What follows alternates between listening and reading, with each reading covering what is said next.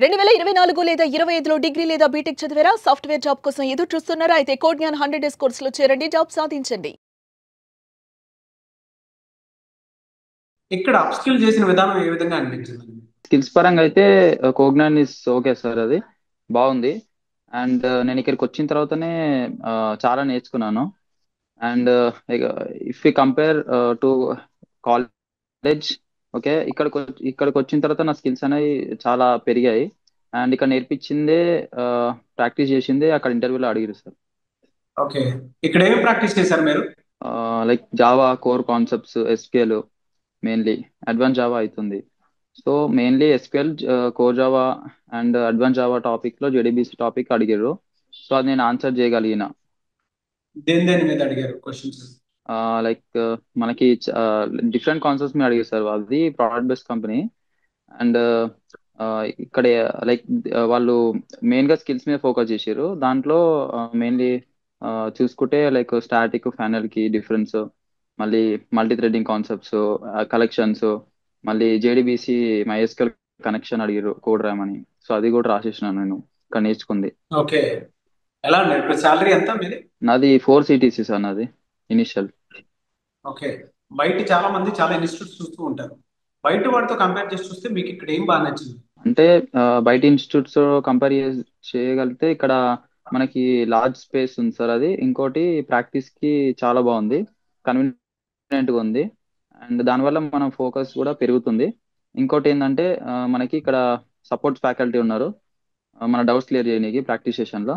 And అట్లానే sir కూడా బాగానే చెప్తున్నారు. అండ్ మన కొంచెం ఆ చెప్పిన టాపిక్స్ ని మనం డైలీ ప్రాక్టీస్ చేస్తే we can get much better opportunities. And మన స్కిల్స్ కూడా చాలా అప్డేట్ అవుతాయి. హెచ్ఆర్ రౌండ్ లో ఏమేమి అడిగారండి? అయితే ఆయన ఫిజికల్ ఇంటర్వ్యూ సార్, మొత్తం టెస్ట్ కూడా ఫిజికల్ ప్రాసెస్ కంపెనీకి వెళ్ళి రాసిన. హెచ్ఆర్ క్వశ్చన్స్ కంటే టెక్నికల్ తర్వాత మేనేజర్ రౌండ్ అయింది. మేనేజర్ రౌండ్ తర్వాత హెచ్ఆర్ అయింది. సో మేనేజర్ రౌండ్ కి వస్తే వాళ్ళు సైకోమెట్రిక్ క్వశ్చన్స్ అడిగారు. అందులో మనకి అంటే కొంచెం ఆ, మన క్యాపబిలిటీని కూడా చెక్ చేస్తారు అన్నట్టు. వాళ్ళు ఎట్లా అంటే మన మైండ్ సెట్ అనేది రీడ్ చేస్తారు సార్ వాళ్ళు. సో అట్లాంటి క్వశ్చన్స్ అడిగారు. అట్లా అంటే ఎగ్జాంపుల్, మనకి కాలేజ్లో ఎందుకు రాలేదు, నువ్వు ఇక్కడ ఇన్స్టిట్యూట్కి వచ్చినావు కదా, సో మా దగ్గర కాలేజ్లోనే ప్లేస్ అయిన వాళ్ళు ఉన్నారు, సో నిన్నెందుకు తీసుకోవాలి అని ఇట్లాంటి క్వశ్చన్స్ అడిగారు. సో అది అట్లాంటివి కొన్ని అడిగారు. అండ్ దాని తర్వాత హెచ్ఆర్ కూడా ఏం లేదు, పర్సనల్ లైక్ థింగ్స్ మీదనే హెచ్ఆర్ అనేది జరిగింది. కానీ మెయిన్లీ మేనేజర్ రౌండ్ అనేది చాలా కొంచెం టఫ్ అయింది సార్. ఓకే.